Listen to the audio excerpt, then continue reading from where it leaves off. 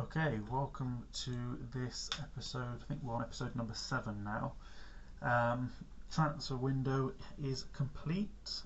Not bad. Fourth. We've won 4 out of 5. We lost to QPR as our one defeat. In fact, if I show you the schedule, you can see our results here. We also got knocked out by Stoke in the first round of the League Cup. Exceptional pre-season, really, particularly beating Nantes and Luton were 2 really good performances. A bit of a thriller in the last game against Forest Green, with Dewsbury won it for us in the 96th minute. As for transfers, just the one in, Sean Sims, who you will see has come in because we sold him. We had an offer that could go up to £7.75 million. The board accepted it. There's nothing I could do, but we did get a deal to loan him back. So effectively, nothing has changed. There were a couple of deals right at the end of last season, I think. Possibly, yeah, these 2. So Matthew Stollery is coming on loan from Sunderland. He is from Bristol. He's someone I've been looking at for a while. And then Colin Scott is someone we missed out on previously. He was a free agent when he left Bristol City and he went to Southend, and then we've bought him for 145k to be another possible striker. Jamie Holiday has gone out on loan as well, so trying to move on a few players on loan. Keatley, Holiday, Golding and Harrison are all out on loan at the moment, all good potential. So yeah, pretty good. If I show you what the team looks like again, we're rotating between the 2 formations. When we go into a 4-2-3-1, I'm using Gonzalo and Dewsbury up front interchangeably. It tends to more often look like this. But we do really need Gonzalo to take Dewsbury's place before the end of the season, with the hope that Scott might eventually reach that level as well. It's definitely helped having 2 really competent fullbacks. Bissek coming out of nowhere to go straight into the starting 11 at the end of last season has definitely helped. Kinder is now starting to play as a holding midfielder, although when we play as a 4-3-3 we use Kane as the deepest of them, and then Kofi comes in. Often it looks more like this, if I'm honest. In fact, let's save that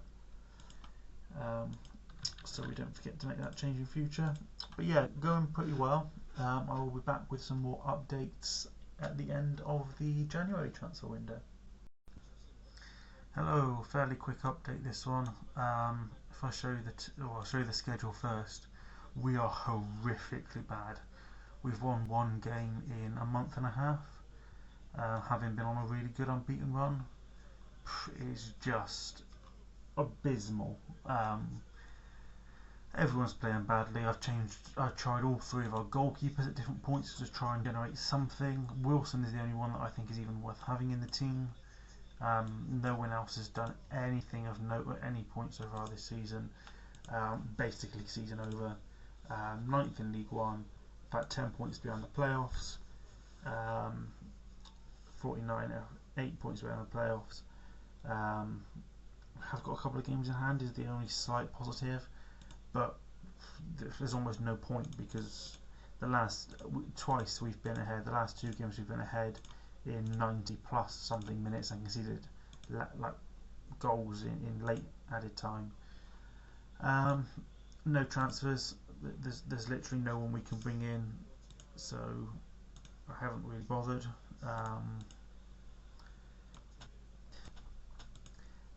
Not put any bid for anyone. I've just rejected any bids that have come out. Got plenty of money, but we are awful. So the next update you'll get is probably just going to be me saying thanks for watching, and let's see what we can do. Hello. So we've hit the final day of the season. An awful season. You can see there we finished 14th. But that doesn't do justice to the fact that this win here on the final day at Bolton was our first win, or like a second win, since the 5th of January. I've played a lot of Football Manager, and I've managed teams that have been on poor runs or that have struggled for periods of the season. but this was absurd. I don't know. I think a big part of it is that just again 89th minute we conceded to lose that game. There was a few games where we conceded late to lose, but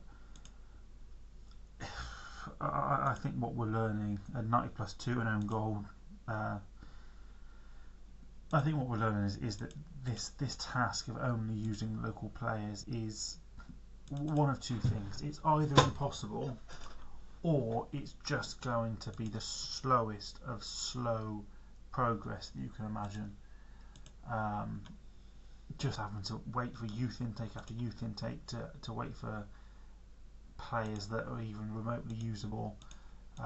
Obviously we had a couple of freak players that came in at the end of the last youth intake, but the youth intake we just had is pretty poor. Again, if I show you all of the players that are currently in range, you'll see this massive divide where you've got we've just let Pierre go. These two are both at City and aren't interested. Wade isn't interested because he used to play for us, and then everyone else is like way too good. I think Towler might be of interest, or not. He's not interested. Then we've got these three that are definitely not interested at all. Although again, why not? No, not interested. We'll get some scouts out again on the players that we haven't got current reports on, because we might as well. But yeah, this is a real slog. So I think that's probably it for this episode again. What I will do is I'll take you to the League One page just to show you. In fact, let me go to the squad page. Gonzalo 15 goals.